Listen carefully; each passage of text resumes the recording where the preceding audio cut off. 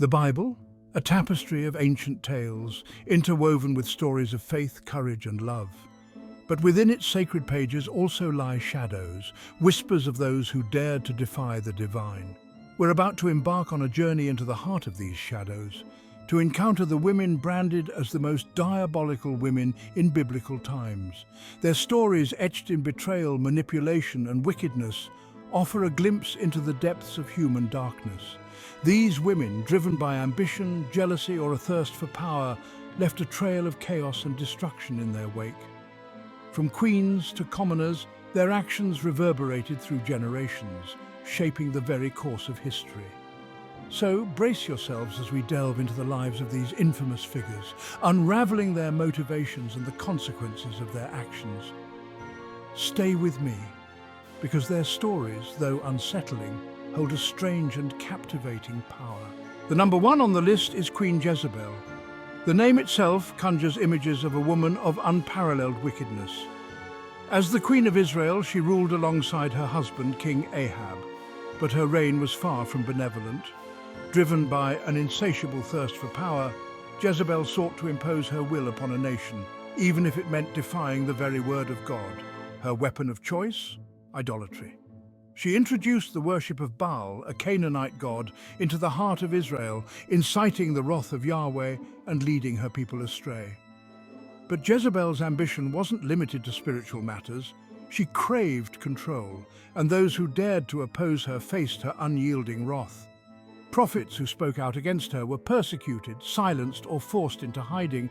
Her reign was one of fear, where dissent was met with swift and brutal retribution. Jezebel's story is a cautionary tale of the corrupting nature of power, a stark reminder that even those in positions of authority can be consumed by darkness. Jezebel was a master manipulator, her every action calculated to maintain her grip on power.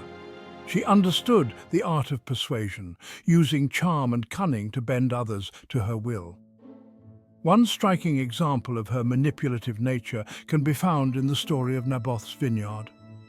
Ahab, her husband, desired this vineyard, but Naboth refused to sell his ancestral land. Jezebel, unwilling to accept his refusal, took matters into her own hands. She orchestrated a plan using false witnesses to accuse Naboth of blasphemy.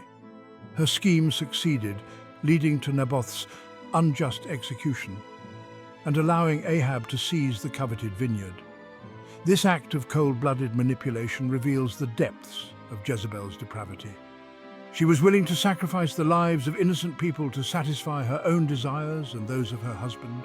Jezebel's reign of terror eventually came to an end. The prophet Elijah, a staunch opponent of her idolatrous ways, prophesied her downfall. He foretold a gruesome end for the queen, a fate she could not escape, and so it came to pass.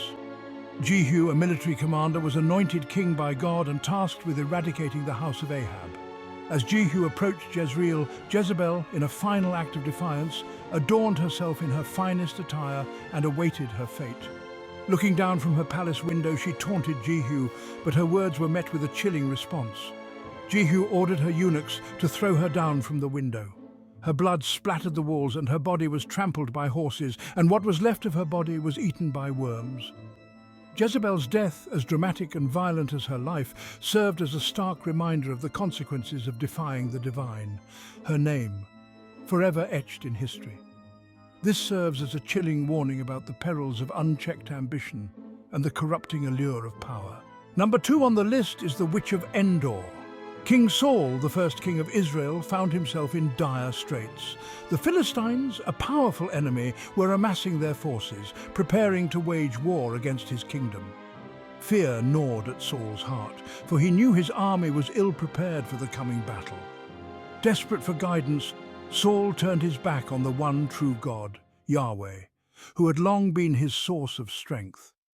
He had abandoned Yahweh's commands, seeking counsel from pagan oracles and dabbling in forbidden practices.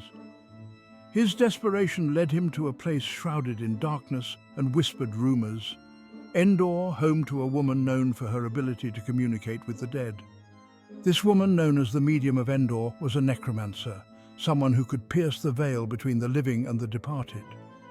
Driven by fear and a growing sense of hopelessness, Saul sought out the medium, hoping to summon the spirit of the prophet Samuel, who had guided him in the past. He believed that Samuel, even in death, could offer him the wisdom and reassurance he desperately craved. The witch of Endor, accustomed to the shadows and the whispers of the dead, agreed to Saul's request. In the flickering light of her dimly lit dwelling, she prepared to perform the forbidden ritual to call forth the spirit of Samuel from the realm beyond. The air grew heavy with anticipation and dread as the medium chanted her incantations. Strange and unsettling shadows danced upon the walls, and the atmosphere crackled with an unseen energy. Saul, his heart pounding in his chest, watched with a mixture of fear and desperate hope. And then, from the depths of the unknown, a figure began to emerge. The spirit of Samuel, cloaked in the ethereal glow of the afterlife, materialized before them. His eyes, filled with an otherworldly knowledge, seemed to pierce through Saul's very soul. The medium, startled by the power of the spirit she had summoned, recoiled in fear. She had expected a mere shade, a fleeting whisper from the beyond. But Samuel's presence was undeniable, his form solid and his gaze unwavering. The resurrected Samuel, disturbed from his eternal rest, was far from pleased with Saul's desperate actions. He fixed his gaze upon the trembling king, his voice echoing with an otherworldly resonance filled with disappointment and a touch of anger.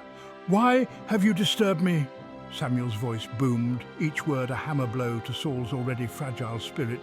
"Why do you seek me when you have turned away from the Lord?" Saul, his face ashen, tried to explain himself, to justify his actions. He spoke of the Philistine threat, of his fear and desperation.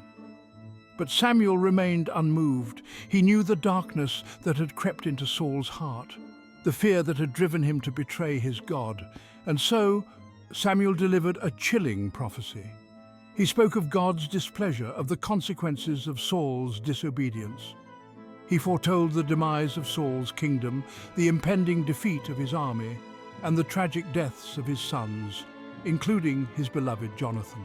The Israelites, freed from slavery in Egypt, wandered the wilderness seeking the Promised Land. Their journey was one of testing, of learning to follow God's laws. Yet, even with divine guidance, temptation lurked.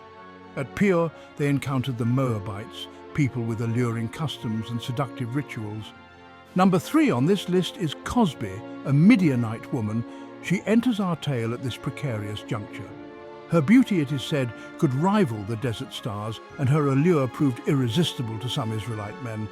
Drawn to her charms and the Moabite rituals, they strayed from their faith, succumbing to forbidden practices and the worship of foreign gods. The worship of Baal Peor, a fertility deity, involved revelry and immoral acts. The Israelites, forgetting their covenant with God, joined these rituals, their hearts straying from the path of righteousness. Cosby, whether a willing participant or a pawn in a larger game, became a symbol of this transgression, her name forever etched in the annals of biblical seduction. The consequences of succumbing to temptation were swift and severe. A plague swept through the Israelite camp, a divine retribution for their infidelity.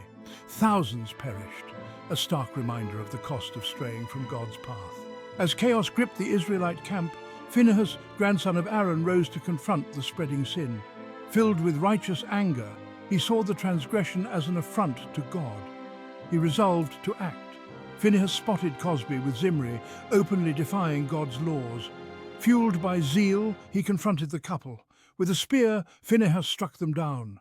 This act served as a stark reminder of their transgression. The plague ceased, and Phinehas's act appeased God's wrath. The story of Cosby holds timeless lessons for us all. It speaks of the allure of temptation and the ease with which we can stray from our paths. Cosby's tale reminds us of the heavy price of sin, not just for the individual, but for the community. The Israelites' dalliance brought disease and death, a reminder that our actions have consequences. Yet amidst the darkness, there is hope. Phinehas's act shows the power of repentance and standing up for what is right. His faith and action saved his people. The tale of Cosby is cautionary, but also offers redemption. It reminds us that even in our darkest moments, there is always a way back to the light. Number 4 on the list is Korah's wife. The exodus from Egypt forged a new nation bound by their covenant with God. Led by Moses, their divinely appointed guide, seeds of discontent were sown. A woman's influence played a subtle yet significant role. Korah, a Levite, grew increasingly dissatisfied with Moses' leadership. He questioned the distribution of power and the burdens of responsibility. At his side, fueling his discontent, stood his wife. Her influence cast a long shadow. Was she driven by ambition or a genuine belief that Moses had erred? The scriptures offer no easy answers. Regardless, Korah's wife played a pivotal role in his rebellion. Her words fanned the flames of his discontent, pushing him towards a confrontation with devastating consequences. Imagine, if you will, the intimate setting of their tent. The desert night is cool, the stars a distant glimmer through the woven fabric. Korah sits, his face etched with worry, his heart heavy with doubt. His wife, her hand resting gently on his arm, leans in close, her voice a soft murmur in the darkness. "My love," she might have said, "you are a man of great standing, a leader among your people. Why should you bow to Moses? Is he not a man like any other, prone to error and misjudgment? You, my husband, are capable of so much more." Her words, like honeyed poison, drip into Korah's ears, feeding his ego, nurturing his resentment. She reminds him of his lineage, his accomplishments, subtly suggesting that he, not Moses, deserves a greater share of power and recognition. With each whispered word, she chips away at his loyalty, urging him to claim what she believes is rightfully his. Some might call her a temptress, a biblical Eve leading her husband astray. Others might see her as a woman fiercely loyal to her family, willing to challenge authority for the sake of her husband's ambitions. Whatever her true motives, her influence on Korah is undeniable. She becomes his confidant, his advisor, his partner in rebellion. Emboldened by his wife's unwavering support, Korah gathered a following. 250 prominent Israelites joined his cause, challenging Moses and Aaron's authority. The earth trembled at their rebellion. Moses pleaded with God for guidance. The divine response was swift and terrible. The ground split open, swallowing Korah and his followers. The fate of Korah's wife remains unknown.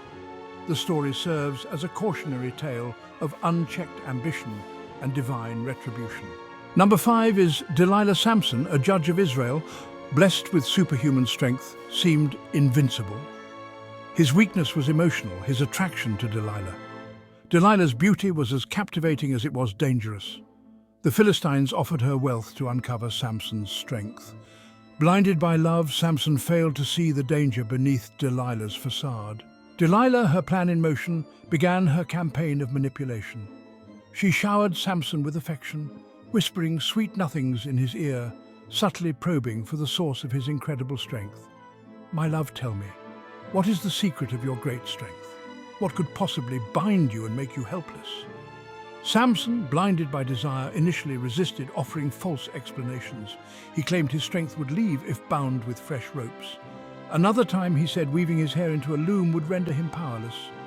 Each time, Delilah tested his claims only to find him as strong as ever. Yet, Delilah was persistent, her resolve fueled by the promise of gold.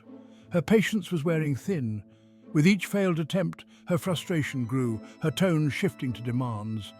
"How can you say you love me," she would pout, "when you will not share your deepest secret?" Samson, torn between love and protecting his secret, was caught in a web of his own making. He underestimated Delilah's cunning, failing to see the danger beneath her exterior. Finally, worn down by Delilah's relentless pressure, Samson relented and confessed his strength stemmed from his hair. His uncut hair was a symbol of his Nazirite vow. Delilah seized her opportunity. She lulled Samson into a deep sleep and summoned a craftsman to shave off his hair. Samson awoke, his strength gone. The Philistines captured him easily. They blinded him and took him captive. Delilah's treachery earned her gold but branded her with betrayal. Her story is a reminder of love intertwined with deceit. Number 6 is Potiphar's wife. The Nile flowed with abundance, nourishing the fields of Egypt. Among them was Potiphar, a captain in Pharaoh's guard. His home was filled with the finest things. Overseeing it all was his wife, a woman of striking beauty. Into this world stepped Joseph, sold into slavery by his brothers. Potiphar placed him in charge of his entire household. She set her sights on Joseph, captivated by his youth. Day after day she tempted him. Joseph's unwavering piety only fanned the flames of her desire, turning it into a burning resentment. His every refusal was a blow to her pride, a challenge to her power within the walls of her own home. She, accustomed to the eager gazes of men, could not comprehend his rejection, his unwavering loyalty to God and his master. One fateful afternoon, as the sun beat down on the bustling city outside, Potiphar's wife found Joseph alone, tending to his duties. She seized the opportunity, her words like silken threads spun to trap him. She promised him the world, whispering of the power and position she could bestow if he would only succumb to her desires. But Joseph, his heart filled with fear and disgust, tore himself away from her clutches, leaving his cloak in her hands as he fled. Humiliated and enraged, she cried out, her screams echoing through the empty halls, transforming her desire into a venomous plot for revenge. Knowing her husband's trust in Joseph, she concocted a tale as twisted as the asp that adorned her wrist. Clutching Joseph's cloak, she ran to her husband, tears streaming down her face, her voice thick with feigned distress. She accused Joseph of assault, painting herself as the innocent victim of his lustful advances. Potiphar, blinded by rage and wounded pride, believed his wife's lies. He couldn't fathom that the man he had trusted implicitly would betray him so deeply.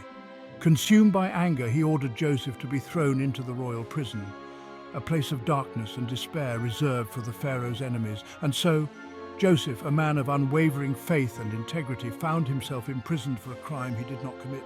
His only solace in the face of such injustice was his unshakable belief in God's plan, a plan that even in the darkest depths of despair promised a glimmer of hope. Number 7 is Herodias.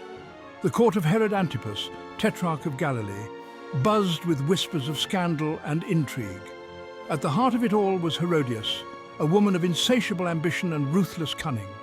She was married to Herod, yes, but hers was a love born not of affection but of power. For Herod was not her rightful husband, he was her brother-in-law, taken from his wife, Herodias' own sister. Their union was a transgression, a violation of both divine and human law. And there was one man who dared to speak out against it, John the Baptist, a prophet of fire and fury, a voice crying out in the wilderness. He condemned their union, calling it out for the abomination it was, incurring the wrath of Herodias. She loathed John, this man who dared to challenge her, to expose her sins for all to see. She wanted him silenced, erased from existence as easily as one might snuff out a candle. But John was revered by the people, his words carrying the weight of God's own authority.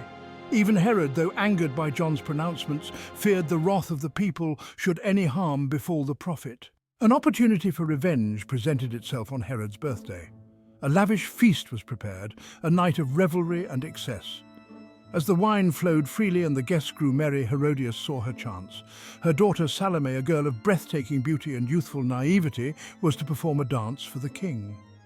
As Salome's dance captivated Herod, intoxicating him with her grace and charm, Herodias whispered her venomous plan into her daughter's ear. She promised her anything her heart desired, knowing full well what Salome would ask for, the head of John the Baptist, delivered on a platter. Salome, seduced by her mother's promises and caught up in the fervor of the moment, approached Herod. With a coy smile and a voice sweet as honey, she made her request, the price of her dance, the life of the one man who dared to stand against her mother's sin. Herod was aghast, torn between his desire to please his stepdaughter and the fear of the consequences of harming John. But he had made a rash oath, blinded by the allure of Salome's dance. And so, with a heavy heart and a sense of foreboding, he ordered John the Baptist beheaded in his prison cell. The deed was done swiftly, a gruesome testament to the depths of Herodias' hatred. John the Baptist, the voice of truth and righteousness, was silenced, his head presented to Salome on a platter, a grotesque reward for a dance. Herodias' vengeance was complete, but it came at a terrible price. The blood of an innocent man stained her hands, a mark that would forever brand her as a woman who sacrificed justice and righteousness on the altar of her own ambition. From Jezebel's fervent idolatry to Herodias' deadly revenge. Number 8 is the final woman on this list, and is also the most wicked woman of them all. Her name is Queen Athaliah.